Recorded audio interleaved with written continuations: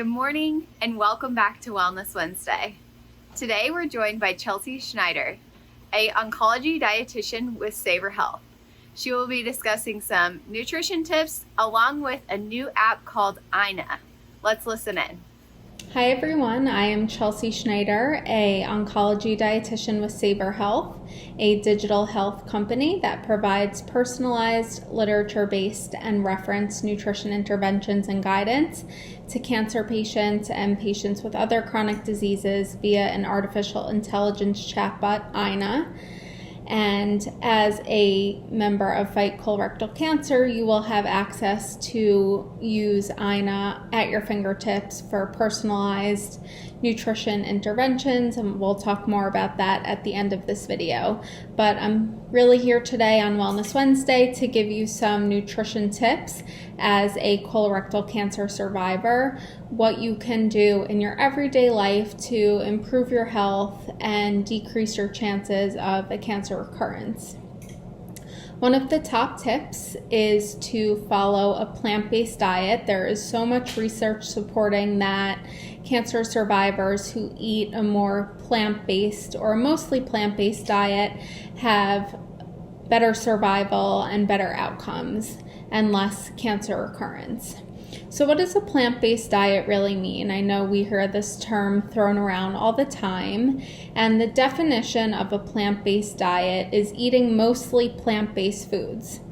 Plant-based foods are whole grains, fruits and vegetables, herbs and spices, and plant-based protein.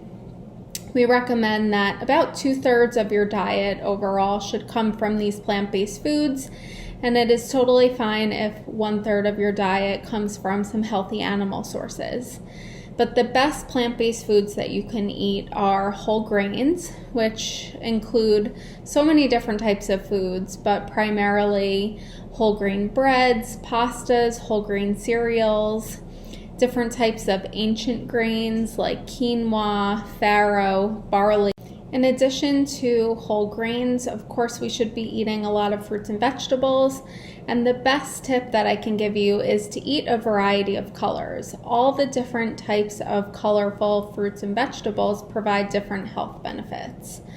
For example, orange fruits and vegetables provide a lot of vitamin A, which is a great antioxidant and can be great for eye health. A lot of leafy green vegetables provide a lot of vitamin K. So in all the different fruits and vegetables, you get a wide variety of vitamins and minerals. So the goal is to change it up and to include a few different colors every day or at least every week to get that really great variety. Also, including a lot of plant-based protein in your diet helps make your diet become more plant-based overall. Good sources of plant-based protein could be anything like those grains that we just spoke about, like quinoa, farro, oats. You can also try different types of beans or legumes, really anything you like, whether it's black beans, garbanzo beans or chickpeas, white beans, different types of peas, and then some whole soy-based foods like tofu and tempeh. Nuts and seeds are also considered a plant-based protein and super healthy for you to add into your diet.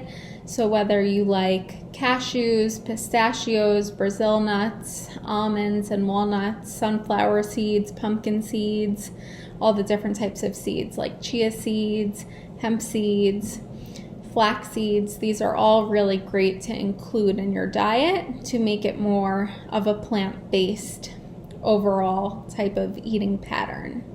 Now, when we talk about plant-based diets, I also want to include a little information about plant-based oils, which are great sources of healthy fats. So using any sort of plant-based liquid oil is a great way to increase the plant-based foods and the healthy anti-inflammatory fats in your diet. This could be olive oil, avocado oil, things like that. You also want to include different types of herbs and spices. Sometimes we forget that these are part of the plant-based diet, but they absolutely are, and they provide just as many great health benefits as eating fruits and vegetables themselves. So when you are cooking or preparing foods, find different ways to incorporate herbs and spices. This can be something like adding ginger to your smoothie, adding turmeric to your roasted broccoli, adding more cinnamon to your meals. Garlic is very, very healthy for you.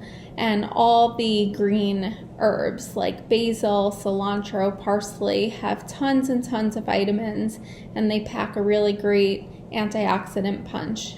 And of course, they add flavor without adding a lot of extra fat and salts to your food. So many different benefits of using these plant-based oils and herbs and spices incorporated into your diet to flavor your food and improve your health. So 2/3 of your diet should come from these really healthy plant-based foods. Again, fruits, vegetables, whole grains, nuts and seeds, herbs and spices. About 1/3 should come from the other types of foods. This can absolutely include animal protein, but you want to choose the best quality and leanest animal protein. The best would be to include chicken breast without the skin, turkey breast without the skin, and different types of fish and shellfish, especially focusing on the omega-3 rich fish like salmon, tuna, and sardines. And really any other white fish is a great source of healthy, lean protein. When it comes to red meat, as a colorectal cancer survivor, you really want to pay attention to how much you're eating. The research does show that high intakes of red meat and processed meats are linked to colorectal cancer. Red meat typically includes beef, pork, and lamb, and you want to limit it to about 12 to 18 ounces of cooked red meat per week if it is part of your diet. If it is part of your diet and you're staying under this amount, it's definitely okay. If you're wondering what does 12 to 18 ounces per week really look like, you can estimate by using your hand. So 3 to 4 ounces is about the size of your palm.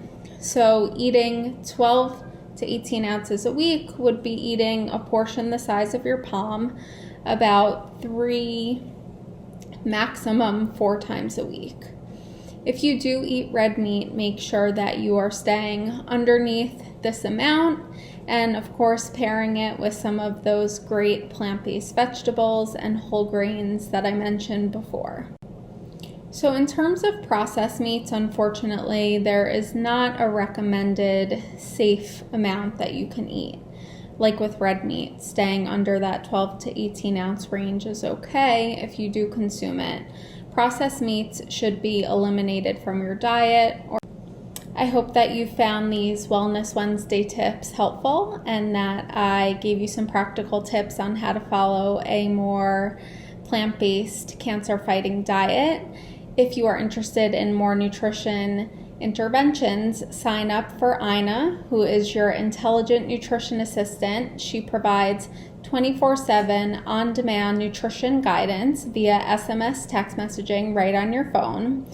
Ina was developed by a team of oncology dietitians, nurses, and physicians.